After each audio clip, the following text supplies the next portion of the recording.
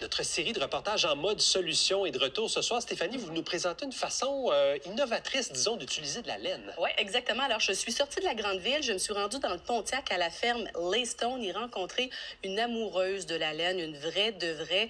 Elle aime la laine au point de ne pas vouloir la gaspiller. Et saviez-vous qu'elle peut être utile dans vos jardins ou dans vos plantes? On vous laisse découvrir de quelle façon dans ce reportage.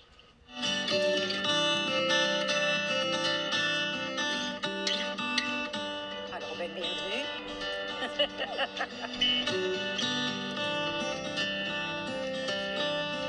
Ça fait à peu près 3 ans qu'on a trouvé ce petit coin. On a laissé la vie en ville, puis de commencer la vie en campagne. Est-ce que tu veux en donner à manger? Ou... Je vais... OK. J'avais toujours dit peut-être un jour, on aimerait bien avoir des moutons ou des alpagas, quelque chose qui produise la laine pour tricoter. T'as faim, toi? On a vu que la plupart des moutons qui sont élevés ici aussi à l'est de l'Ontario, c'est pour la viande. Les fermières font la tonte parce qu'on doit faire la tonte pour le bien-être du mouton, mais c'était vraiment commun de le jeter. Et moi, je disais, ben j'adore la laine. Je savais qu'on pourrait faire quelque chose avec ça. Vis-à-vis le changement climatique, je veux que la laine soit valorisée.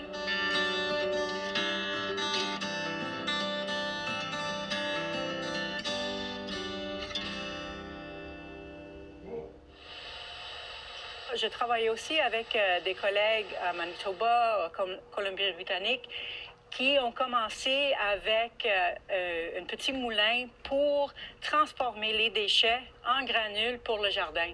On a contacté une firme aux États-Unis qui a construit le moulin spécifiquement pour faire des granules de laine.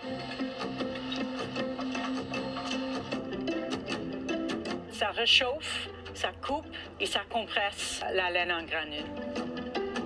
Ces granulés, ça apporte quoi au sol exactement? Quand on le transforme en granules, ça retient 20 fois le poids des granules en haut. Alors, ça veut dire qu'on n'a pas besoin d'arroser beaucoup. Ça retient aussi le carbone dans le sol. Ça repousse des insectes, des autres nuisibles.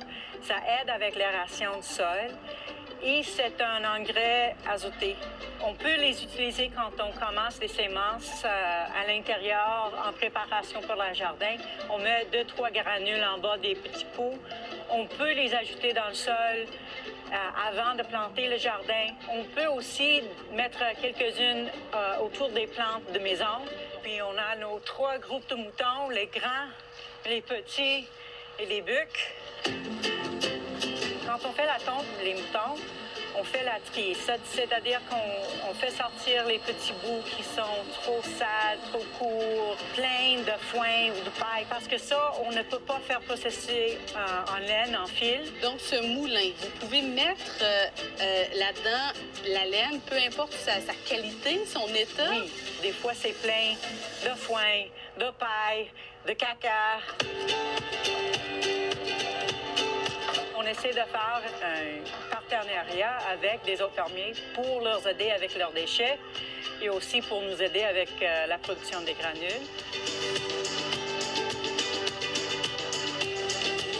C'est pas nécessairement très connu du grand public. Il y a une partie d'éducation que vous devez faire. Hein? Je veux que le monde sache qu'il y a des options pour la laine et qu'il y a aussi des options qu'on peut utiliser avec des très bons bénéfices pour le jardin, pour les plantes de la maison, qui ne doivent pas être artificielles.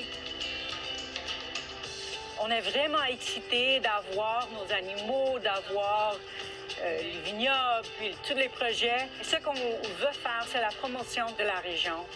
On habite dans une très belle coin de province, le Pontiac, et on veut accueillir les gens ici.